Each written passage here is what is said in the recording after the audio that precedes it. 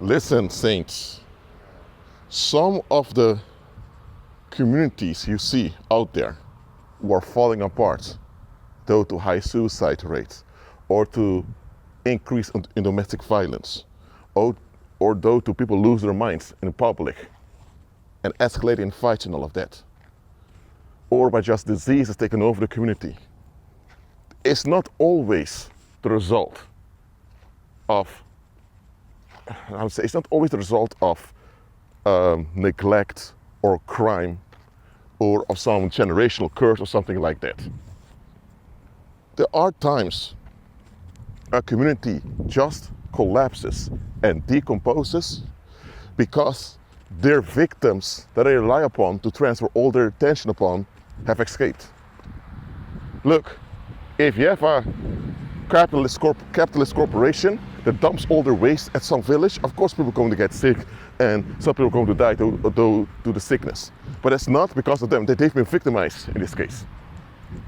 Or if you have a drug cartel that decides to relocate the drug operation to a certain neighborhood, of course the neighborhood is going to suffer harm because the drug cartel is active over there.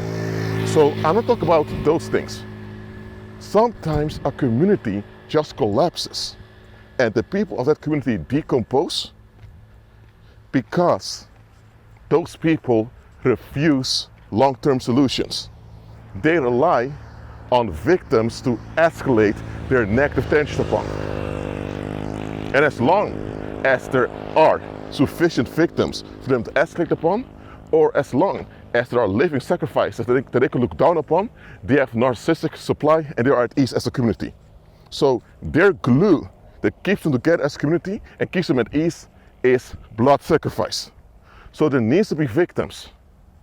Now, when a victim has passed away, the effect is going to remain for maybe a year or 2 or 3, and then they need another victim.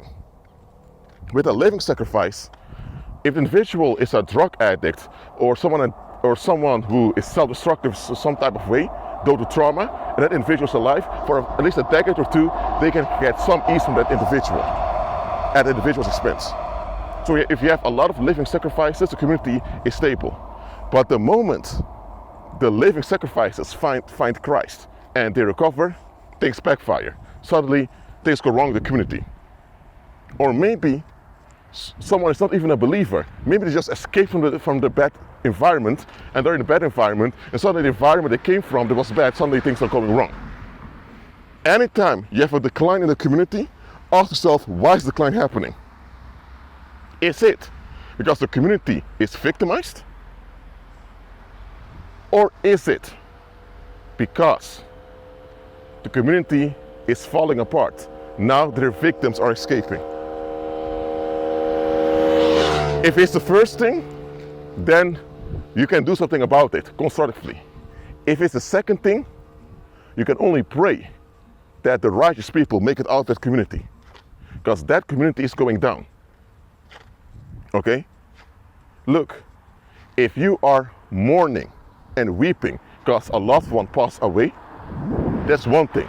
But if you're mourning and weeping and you're depressed because you can't just rape someone or escalate someone or treat people however you want, and people keep fighting back, people don't think, what? You're sad and you're suicidal because you can't escalate and do whatever you want to people the way you want? What the? People don't think, what is this? We have whole communities like that. When they can't victimize their victims at ease anymore, they lose it. And as a group, they turn on each other and they become one big cesspool of misery and ruin. And this happens in big cities. But the pagan administrators of the city, they make sure to cover it up. For example, you can have Los Angeles as a Los Angeles is not really just a city, it's a metropolitan area, but let's take Los Angeles as a very big city, okay? In Los Angeles, this is happening, okay? But the ruin is relocated to some neighborhoods. So you have some neighborhoods in LA that are very dangerous.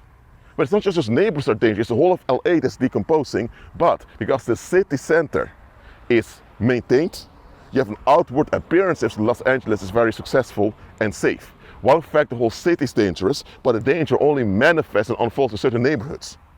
There's something that happens in many places. When the victims escape, either by being removed from the bad situation or a bad neighborhood, or by them being delivered when they are born again, that means when they find Christ, anytime the victims escape, things will escalate in the community that victimized them. And if the victim not only escapes and survives, but also thrive and improve and achieve a positive influence and a legacy on the earth, that legacy is going to backfire on the community that victimized and neglected them. It's going to be a shame and embarrassment to people from that community. So they're going to fight the legacy of the survivors as much as possible. And when that fails, things are going to just explode. So, when a community decomposes, it's different than it being torn apart. Look, if a community is going backwards, either it's being victimized, so then the community is wounded, or the community is decomposing because they can't rely on the blood sacrifice anymore. So is the community decomposing, or is the community wounded? Big difference. Is the community wounded, or is the community decomposing? If the community is wounded, you can be actively involved to partake in a solution. If the community is decomposing, get out of there and help others escape that community too. Sodom and Gomorrah were decomposing. Okay? So the Heavenly Father removed the little bit that could be improved. Now, Lot was out of his mind, okay? He was still a believer, he was out of his mind, but still he was able to improve. So everything that still could have been rescued was rescued, and the community was just exterminated by the Heavenly Father. Now, the Heavenly Father will seldom exterminate the whole community like that. Often, the Heavenly Father will just allow the community to exterminate itself, which often happens also. So, Sodom and Gomorrah, there was no use in participating in solutions over there. You just had to be rescued from that community, okay? But if you, for example, Samaria or Nineveh, Nineveh was another community where in Nineveh, the community was just victimized.